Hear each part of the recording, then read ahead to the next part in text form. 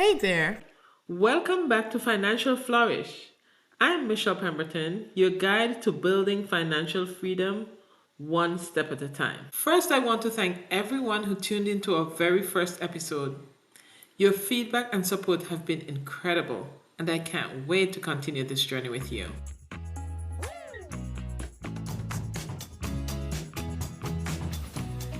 Before we get into our topic today, let's talk about the action steps that we had last week. You were supposed to complete the Financial Flourish Self Check Guide. Were you able to do that? I hope the answer is yes. You were also supposed to go through 3 months of your bank account statements, your credit card statements, wherever you have your financial records, and summarize all of your income and your expenses. If you have done that, you're ready for our next action step this week. If you have not done that, then you can go back and complete them so that you're able to do the action step for this week.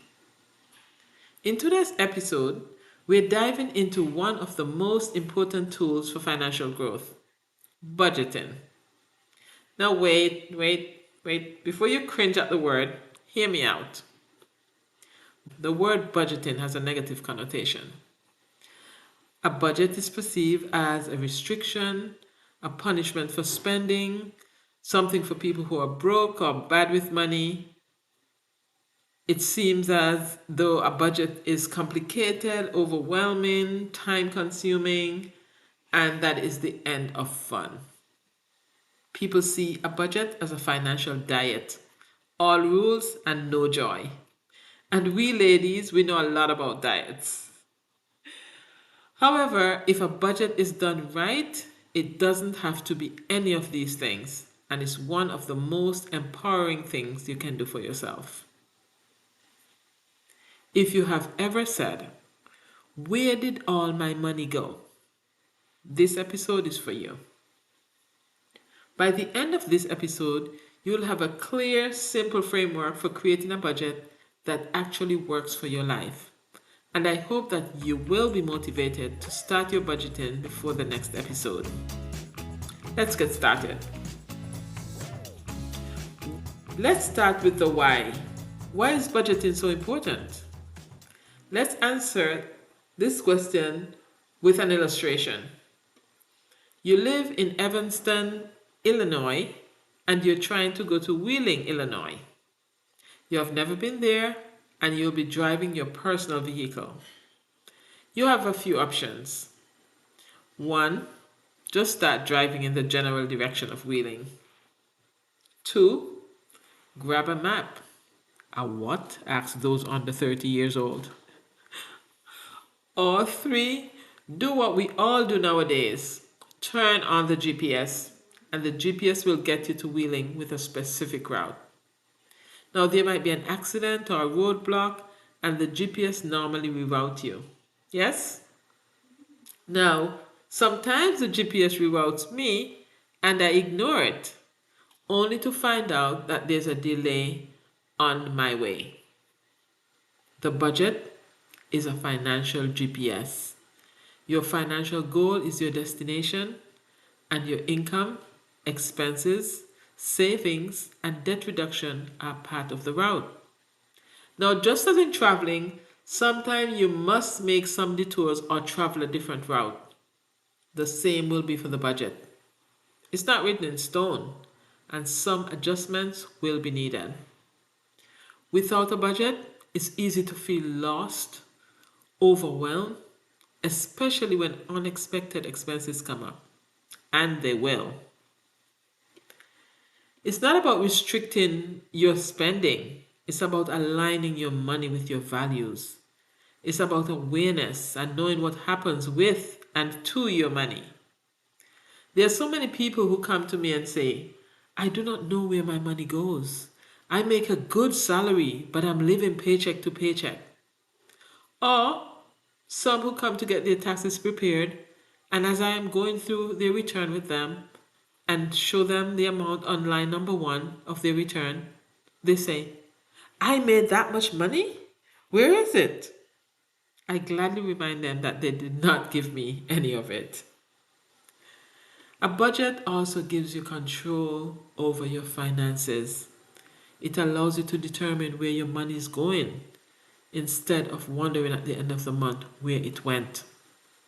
You make proactive choices instead of reactive ones, and it reduces anxiety and impulse spending. A budget helps you to get whatever you want, whether you want to save for a vacation, pay off debt, or build an emergency fund. Your budget is the roadmap that helps you get there. Oh, by the way, we're going to change the name of emergency fund to Princess Cushion because you are a princess and the cushion gives you a soft landing when life trips you up. Don't you love it? Why else would you want to create a budget, you might ask? Because it reveals your spending habits. I know, I can hear you saying, I don't want my spending habits to be revealed. The budget helps you to achieve your financial goals, it reduces your stress level, and it improves your mental health. It empowers you to live your values because your budget will inevitably reflect what matters most to you. As the Bible says, where your treasure is, there is where your heart will be also. In short, a budget is a form of self care and empowerment. It gives you the three C's: clarity, control, and confidence. A budget story for me. So, about 25 years ago, after overcoming some financial hurdles and challenges, I decided to live by a budget. And I could have told you where every penny went, and I'm not even exaggerating. If I took $100 out of the ATM, I can tell you exactly what I did with that money. But I fell off the bandwagon because someone told me how cheap that made me look. I gave them the power to control what I did. I stopped using my budget because I did not want to look cheap. I wish you can see me rolling my eyes right now, but no more. I was able to get back on track after some time because I saw the benefit of having a budget. The advice here is to not let anyone shame you or keep you from your goals and the tools you need to achieve them. As a side note, it is not everyone you should tell what you're doing. Some people are not happy when you try to elevate yourself, and you might very well have persons who will dissuade you from getting your finances in order. But you need to focus and block out the noise. But I digress. Ladies, let's talk about one of the most overlooked and most powerful parts of budgeting: being honest with your numbers. I know it can be tempting to guess or only write down the main stuff like rent and groceries. But if you want to get free financially, you have to be fully transparent with yourself.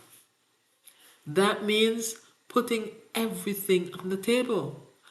All your income, whether it's from your job, your side hustle, child support, alimony, or even gifts. Yes, if someone regularly blesses you with $100 here or there, put it in your budget. That's money you're making decisions with.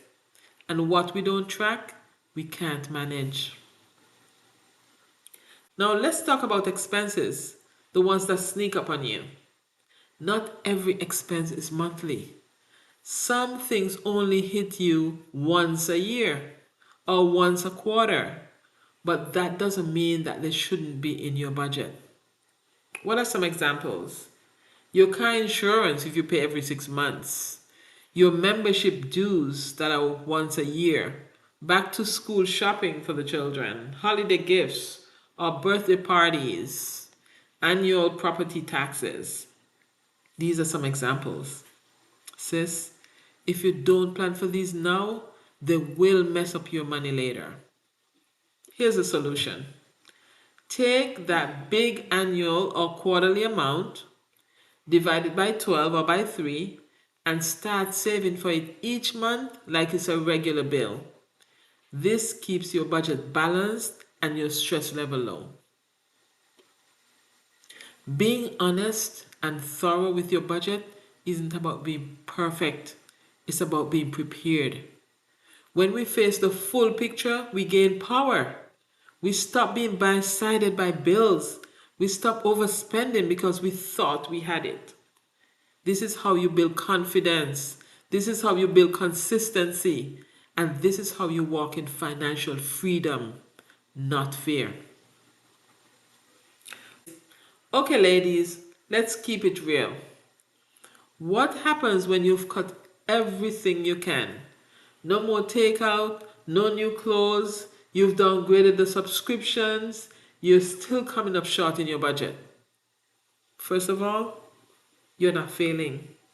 You're not bad with money. You're not lazy. You're just trying to stretch a dollar in a system that often stacked against you, and that is not your fault. But here's the truth. When cutting expenses isn't enough, it's time to shift the focus to the increasing of your income. What can you do? How can you do that? Look at ways to bring in more money, even for a short time. Sell unused items in your home. Pick up a weekend or online side hustle, delivery service, tutoring, freelancing.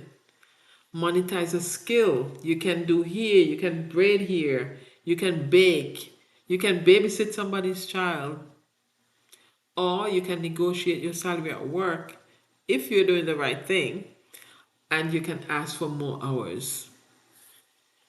The other thing that you can do is get support, get a support system. Don't isolate yourself. Look at community assistance. Some cities give you help with your utilities, help with your rent.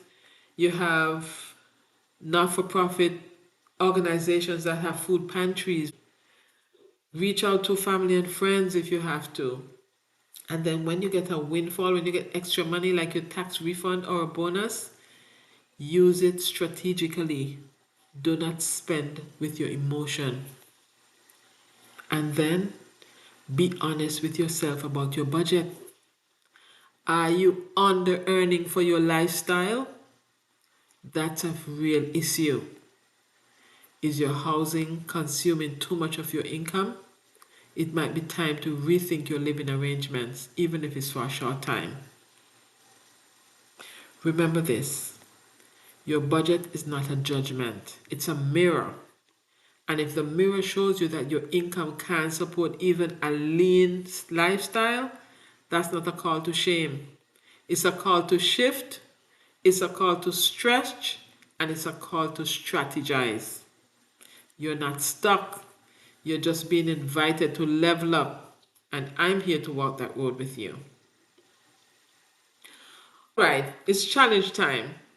Here's what I wanted to do this week. If you did not complete the assignment for last week, the action steps, now is a good time to get them done. If you have completed them, you have the information that you need to start working on your budget. We offer a free budget template, an Excel spreadsheet, and you can use that to start creating your budget. Once you completed that, set one goal. Decide on one small change that you want to make this month. It's early in the month, so you have a lot of time. For example, you might decide that you want to reduce your takeout by $50 this month, or you want to put an extra $100 towards your saving. Or if you're further along on the finance journey, it might be putting more money into your retirement account or start paying down your mortgage because you have no other debt. Remember, budgeting is a skill, and like any skill, it takes practice. The more you stick with it, the more natural it will feel and the more results you'll see. Before we wrap up, I want to remind you that budgeting isn't about being perfect. It's about making progress. So every small step you take brings you closer to financial freedom. A friend told me that the podcast was making some big promises, promising financial freedom. The truth is that the effectiveness of this podcast is dependent on the actions that you take. I am giving you the information, but if you do nothing, nothing will happen. The other thing is that if you create the budget and you do not follow it, you're wasting your time. Remember, your financial freedom may not look like the other person's financial freedom. As I said in the first podcast, you need to create your own financial goals. So don't look at someone else who claims to be financially free and judge her for the vehicle she drives, the clothes she wears, or even the house that she lives in. Maybe these are not part of her financial goal. Remember, to have financial freedom means having enough income, savings, and investments to support the lifestyle that you want without being dependent on a paycheck or living in constant financial stress. It is having the freedom to make decisions from a position of strength, not stress.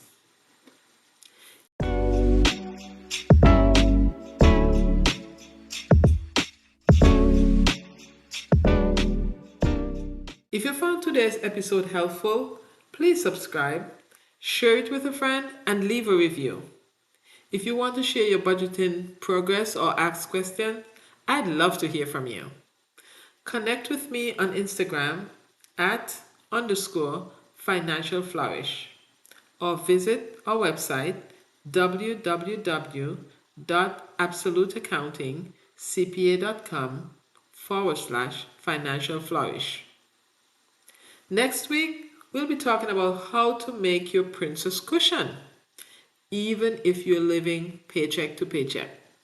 Trust me, you don't want to miss this. Thanks for listening to Financial Flourish. Until next time, take one small step toward your financial goals and don't forget to flourish.